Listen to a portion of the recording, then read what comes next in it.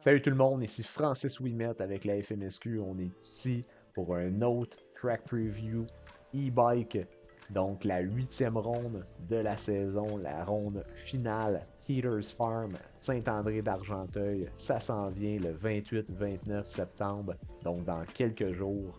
Donc on est ici à bord du vélo de Stéphane Brousseau qui est présentement sur le track preview e-bike en train de filmer notre ami Sébastien Charpentier qui a d'ailleurs gagné son championnat expert 2024 donc à Sainte-Hélène il y a quelques jours déjà. Donc félicitations Sébastien. Puis pendant qu'on va regarder dans le track preview, donc Saint-André d'Argenteuil, il y a une toute nouvelle piste cette année qui a été rajoutée au calendrier FMSQ. Puis on est capable de vous offrir naturellement un nouveau terrain de jeu, puis quelque chose de vraiment cool au niveau des e-bikes.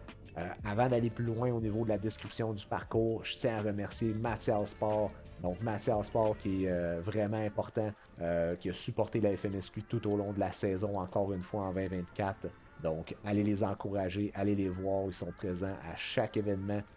Ils ont des bikes aussi démo qui peuvent vous faire essayer. Donc, si vous recherchez un e-bike, vous voulez acheter un e-bike ou faire l'essai d'un e-bike, assurez-vous de contacter Nico chez Mathias Sport.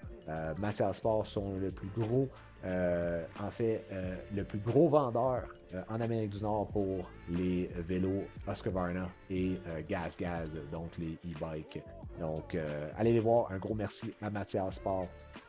Donc, de retour à la description de la piste e-bike, je vais essayer de faire mon possible pour vous donner le plus d'informations sur la piste. Donc, une toute nouvelle piste qui est principalement unique à 90% pour les vélos.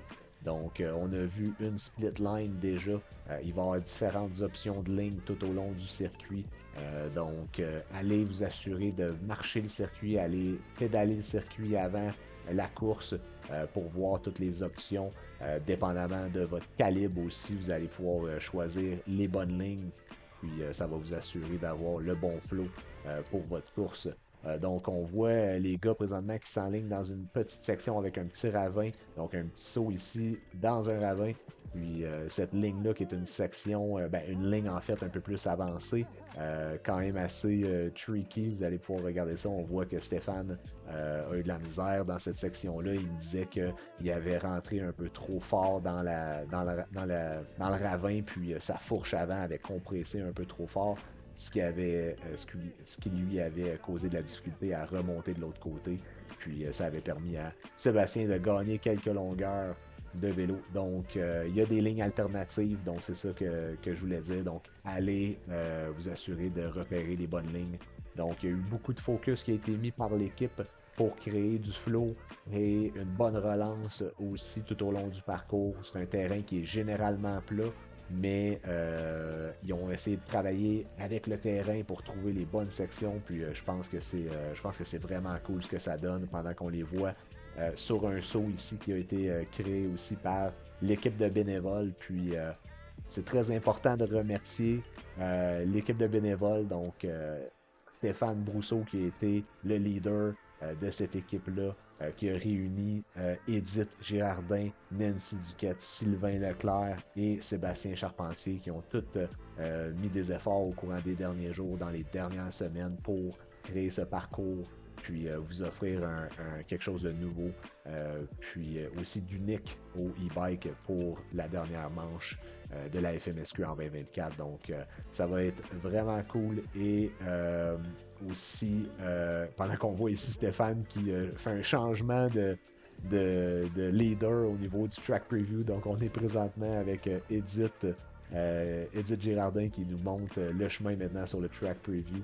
Donc, la course e-bike, c'est samedi le 28, 5h30, une course de 40 minutes. Il y a 5 catégories disponibles.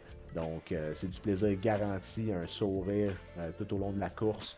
Puis, si vous avez jamais essayé ça, c'est le temps de le faire. C'est votre dernière opportunité cette année, bien sûr. Puis, si vous êtes nouveau à la FMSQ, assurez-vous d'aller consulter l'information Sur la page d'événements, vous allez trouver toute l'information pour la course. Donc, pour les spectateurs aussi, ça va être quand même très facile de se rendre sur place pour encourager les pilotes lors de la course. C'est pas très loin du centre d'activité où est-ce que la remorque FMSQ va être située. Donc, vous allez pouvoir facilement vous rendre sur place puis aller encourager les pilotes. Donc, on parle de temps autour de un estimé de 7 à 8 minutes au niveau des temps autour pour cette course-là. La section dans le bois, c'est la majorité de la piste, mais il y a une section de champ qui n'est pas montrée aujourd'hui dans le track preview, qui va inclure la zone de départ et la zone de finish, qui vont rajouter du temps à ce que vous voyez présentement à l'écran. Mais la plus grande section du parcours est dans le bois, dans les trails. Donc, ça va vraiment là, vous permettre d'avoir du fun. Pendant qu'on voit ici Stéphane à l'écran qui nous montre certaines lignes alternatives, puis des lignes qui ont été designées, qui ont été créées pour faciliter les dépassements, puis créer aussi des zones de dépassement tout au long du parcours. Donc, ça s'en vient.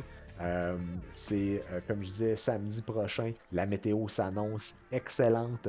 Donc, on vous attend en grand nombre. On a eu 80 e-bikes lors de la dernière ronde. Donc, on vous attend tout le monde. E-bike, c'est votre dernière occasion. Soyez là. Salut tout le monde.